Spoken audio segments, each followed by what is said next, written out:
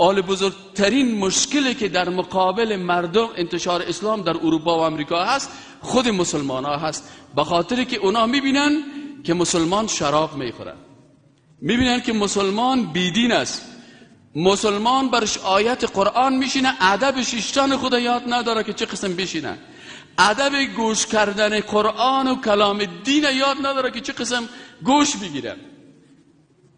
در وقتی که مثلا صحبتی از قرآن میشه و مصروف از قصه کردن و گپ زدن که پالو فایل خود انال مردم سنازو سایل میکنه که اگر این مسلمان است این وقتی که در مجلس قرآن شیشته گوش کردن گپ قرآن متوجه نیست، اگر این مسلمان است ما این اسلام چی کنیم؟ از این خاطر اونا میگن که ما از دست مسلمان هایی که ظاهرا مسلمان هستن دین قبول نمیکنیم. تو چه قسم مسلمان هستی که وقتی گپ دین گفته میشه تو قصه خانه تا شروع کردی؟ تو چه قسم مسلمان هستی که وقتی گپ دین گفته میشه تو توجه نداری، فکرت به موبایلت است؟ وقتی که اون این مجلس در بین کمره میبینه میگه اگر اسلامی است که این مسلمان است پس من این اسلام قبول نمیکنم. از این خاطر امروز مثل دیروز واره نیست که تو در یک قریه شیشتی و هر بدی که کردی و او رو مردم نفهمه، یک اشتباه عادی یک مسلمان سبب از این میشه که یک غیر مسلمان از دین اسلام متنفر شود. امروز دشمنای اسلام با استفاده از 4 نفر ملا و مولوی بیدین، 4 نفر زن بد اخلاق، 4 نفر غلام فروخته شده خود میخواین قانونهایی را در افغانستان تطبیق بکنن که به نام خشونت علیه زن. آیا تو مسلمان از این قانون خبر داری؟ آیا تو مسلمان یک روز قانون باز کردی من حیث عالم اسلامی که تو در مسند پیغمبر ششتی و بسیاری از اینا در تلویزیون ها بلند میشن از این قوانین دفاع میکنن به نام جانشین پیغمبر خدا از قانون منع خشونت، در قانونی که در اونجا بسیاری از آیات قرآن رد شده.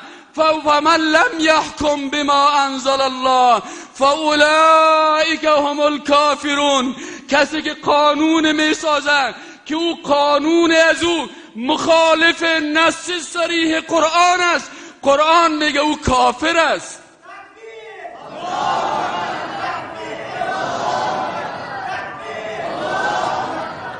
امروز علمایی که خاموش هستند، مولویایی که در مساجد در منبر خود خاموش هستند، ریش سفیدایی که در خانه خود شیشتن بر پلو خوری در مجلس ها میاین، یا در روز قیامت در مقابل الله جوابگوی هستند که قانون الله نقض میشه، مخالف قانون الله قانون ساخته میشه.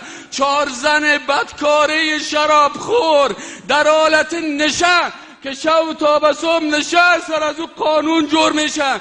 قانون در انگلستان امریکا نوشته میشه، اینجا ترجمه میشه، قانون ضد قرآن تطبیق میشه و این مردم خاموش هستند. این مردم در روز قیامت در مقابل الله چی خواهد کردن؟ مردم افغانستان خجالت آور است، شرم آور است وقتی که میگی من اولاد میر مسجدی خان هستم، وقتی که میگی من اولاد وزیر اکبر خان هستم، وقتی که میگی من اولاد ملا مشک عالم هستم، وقتی که میگی من اولاد مجاهد هستم که در مقابل روس 1.5 میلیون شهید دادیم. امروز در مقابل امریکا چرا کلید خم از نکتایی زدی و در مقابل از او استاد هستی و بر از او تعظیم میکنی و در پارلمانش قانون منع خشونت تایید میکنی؟